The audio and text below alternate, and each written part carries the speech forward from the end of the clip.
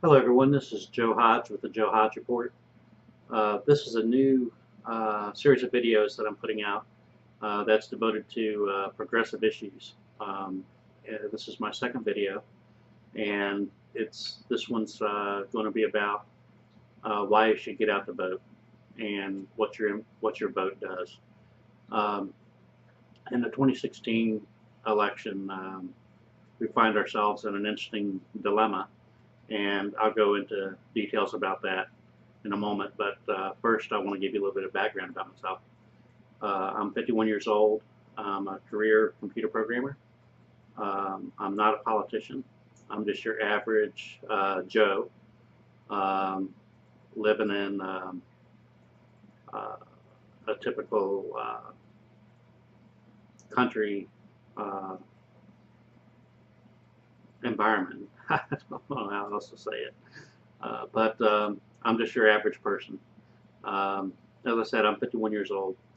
Um, and you'll hear a lot in my videos. I haven't figured out how to get rid of them. But beyond that, um, being 51 years old, I didn't start getting involved in what's going on in my local community um, at the state level or even at the national level until I turned 51. And that's with this 2016 election. I feel kind of bad about that in hindsight because all these years I could have been getting involved and I didn't.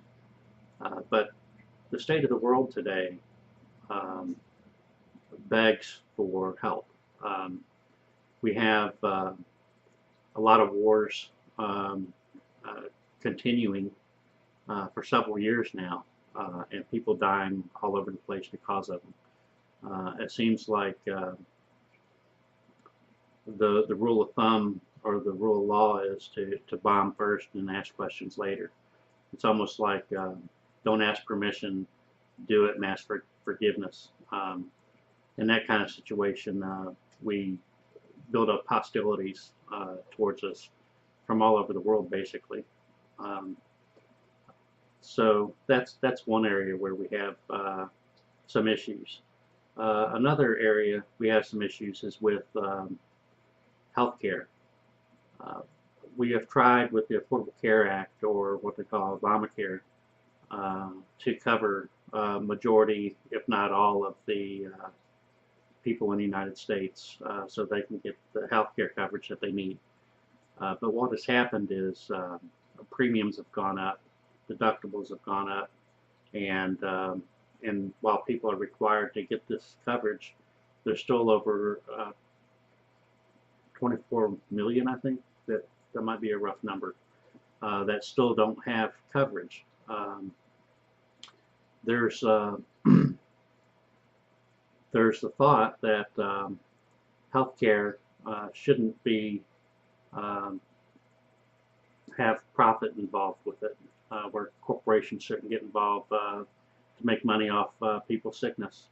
And I'm a firm believer that we shouldn't be doing that. So I'm supporting healthcare as a right and for the single payer healthcare system. So if you hear the buzzword single payer healthcare or Medicare for all or something along those lines, I think you'll find that that's what people are talking about.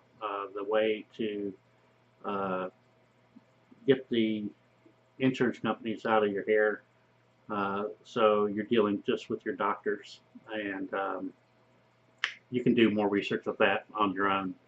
But the idea behind it is it frees up small businesses and big businesses really from having to worry about making sure you have coverage, and it takes away the requirement for you to have coverage yourself because it's a right, and everyone would get it. So I'm for the single payer healthcare. Uh, the uh, the next issue is student debt. Um, at the age of 48, I came into my first encounter with student debt. I responsibly took out student loans to further my computer programming career because there was a trend that our jobs were being outsourced. So I needed to stay very competitive and stay on the bleeding edge of the technology in that area. So I took the investment, took out the student loans to go ahead and pursue my computer programming career, taking it to the next level. But in doing that, I incurred a lot of debt, and monthly, a chunk of my pay goes to pay that debt. Talking to other people in my family, and generally in the community, several people have taken on these debts. And these are young people I'm talking about. They'll come out of high school and they'll go into college, and while their parents haven't been in a position to be able to help pay their way into college, they have been able to help co-sign for student loans and other things like that. That just puts the student in debt. And what we are finding is, as these young adults, or not so young adults, are coming out of college, that they are in so much student debt that they're paying anywhere from $200 to $900 to maybe $1,000 a month just to repay that student debt. And all the while, with the decreased jobs around the nation, they're not finding jobs to help make those payments, but are getting jobs more in the fast food area, and it's based on not a living wage. So it's you know, a lot of the fast food restaurants, they try to do the minimum wage if they can, but that's another topic. But what it's coming down to is you have people coming out of college who can't afford to go out on their own because they can't afford to take that minimum paying job to pay for rent, to pay for utilities, to pay for student debt, and to pay for groceries and all this. It just adds up to a tremendous amount. So what you have is a lot of college graduates are just living at home with their parents, and that seems to be a more efficient way of handling things. So they're not really getting off on a good start.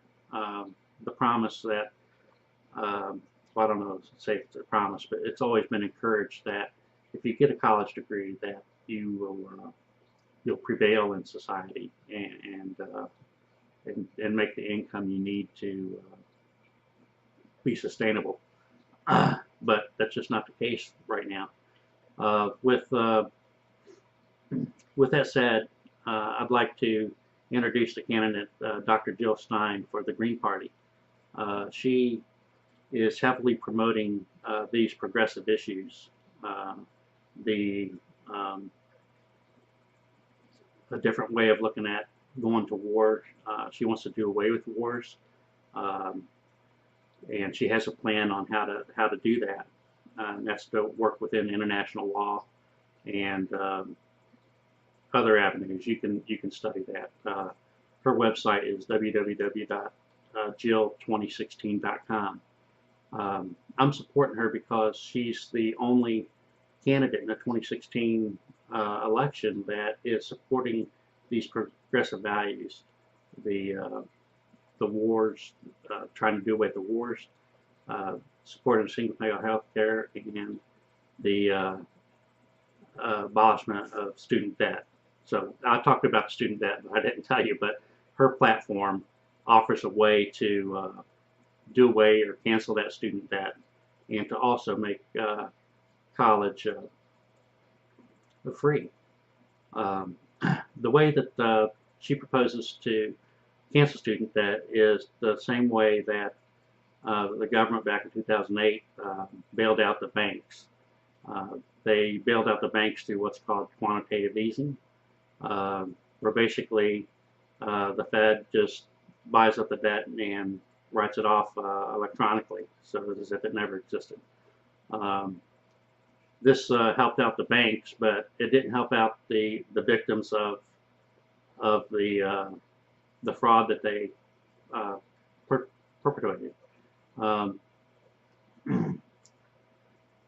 and we find that with these banks that they haven't learned anything from uh, the issues that required them to get bailed out, and they'll probably need bailed out again.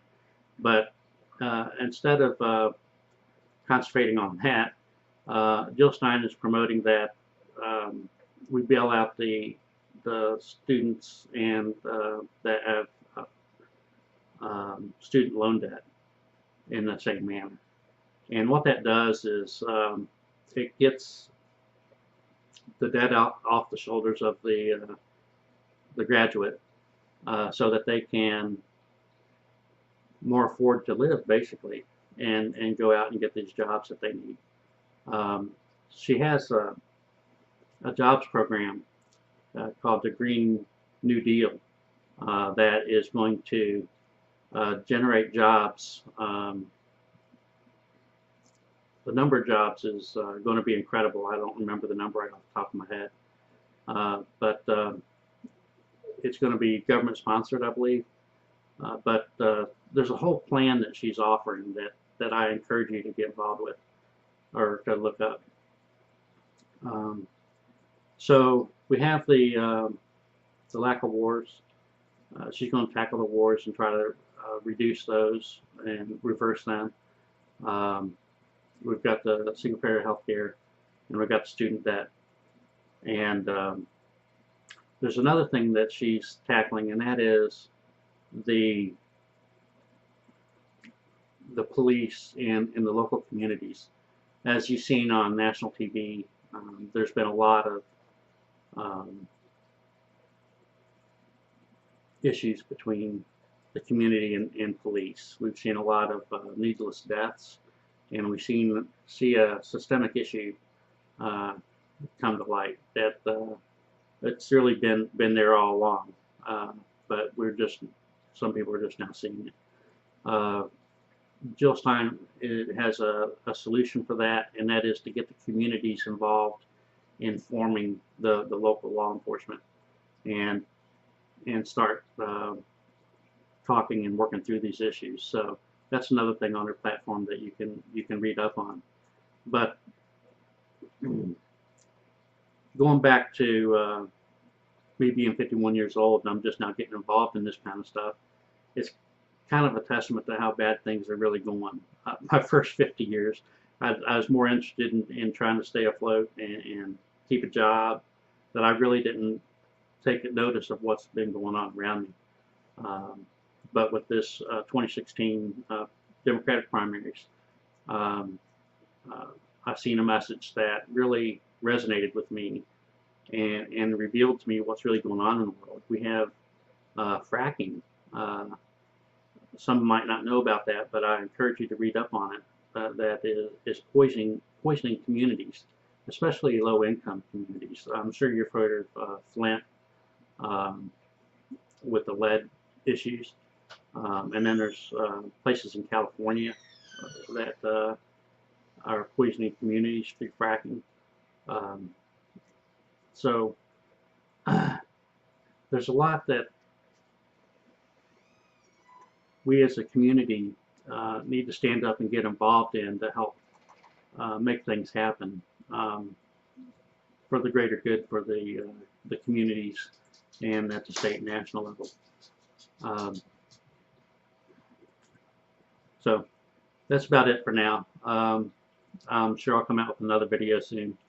Thanks for your time.